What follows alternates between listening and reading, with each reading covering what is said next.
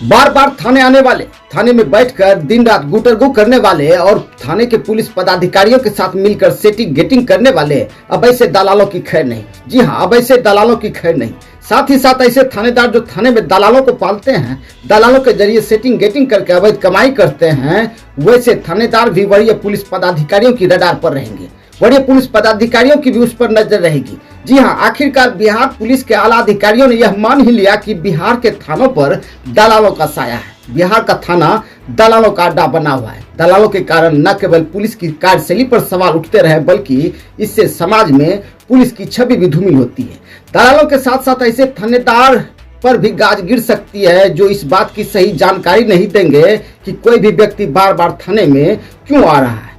नमस्कार, मैं जीत भारती। दरअसल बिहार पुलिस विभाग के मुखिया यानी बिहार के डीजीपी साहब विनय कुमार ने एक फरमान जारी किया है, जिसमें कहा गया है कि एक ही व्यक्ति जो बार बार थाने आता है, जिसके थाने आने का कोई औचित्य नहीं है, ऐसे व्यक्ति को दलाल बताया जा रहा है, जिसकी वजह से न केवल पुलिस की छवि धूमिल होती है, पुलिस की कार्यशैली पर सवाल उठते हैं, बल्कि समाज में भी पुलिस की छवि धूमिल होती है। डीजीपी साहब ने ऐसे दलालों पर नकेल कसने की तैयारी कर ली है।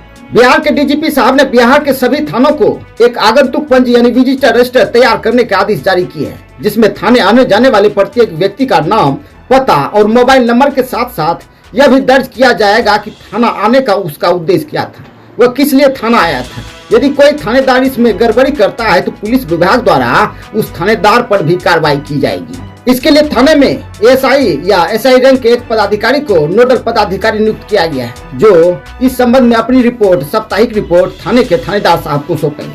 साथ ही साथ जिले के वरीय पुलिस पदाधिकारी जैसे कि सीनियर एसपी साहब, एसडीपीओ साहब, डीएसपी साहब, सीआई साहब इस संबंध में समय समय पर थाने का निरीक्षण भी करेंगे और सीसीटीवी फुटेज से मिलान कर जांचेंगे कि कहीं किसी की बार बार तो एंट्री नहीं हो रही।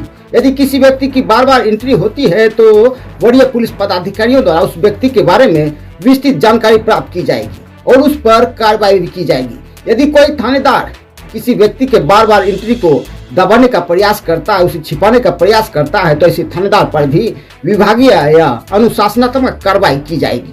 यानी जो दलाल दिन रात थाने में बैठकर गुटरगू क्या करते थे, थाने में बैठकर सेटिंग गेटिंग का काम क्या करते थे, अब उसकी सहमत आने वाली है। साथ ही साथ ऐसे थानेदार जो दलालों के जरिए अपना काम चलाते थे, उस पर भी गाज गिरने वाली। यानी अब थाने आने जाने वाले सभी व्यक्तियों की एंट्री होगी, चाहे वह आम हो या खास हो, क्योंकि थाना कोई भी व्यक्ति किसी काम के लिए एक बार आ सकता है, 2 बार आ सकता है, लेकिन बार बार थाने आने वाला दलाल हो सकता है, चाहे वह जनप्रतिनिधि हो या पत्रकार हो या चाहे वह आम व्यक्ति हो।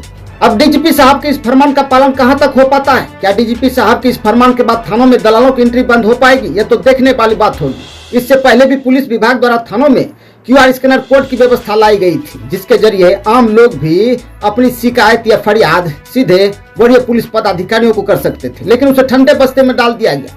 पुलिस पब्लिक के बीच संवाद का कार्यक्रम शिथिल पड़ गया है। अब केवल त्योहारों के समय ही शांति समिति की बैठक होती है। लेकिन थानों की कार्यशैली में सुधार के लिए, पुलिस की कार्यशैली में सुधार के लिए सबसे अहम जरूरत है पुलिस पब्लिक के बीच साप्ताहिक संवाद कार्यक्रम की। इस साप्ताहिक संवाद कार्यक्रम में इस बात पर चर्चा हो कि हमारे थाना क्षेत्र में, हमारे समाज में अपराध को कैसे कम किया जाए, पुलिस पर पब्लिक का भरोसा किस तरह से बढ़े, इस पर चर्चा की जाए। समाज में शराब का कारोबार फैला हुआ है, बाजार फैला हुआ है, इसे कम कैसे किया जाए, इस पर चर्चा हो।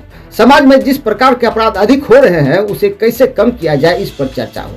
तभी हमारा और आपका कल्याण हो पाएगा।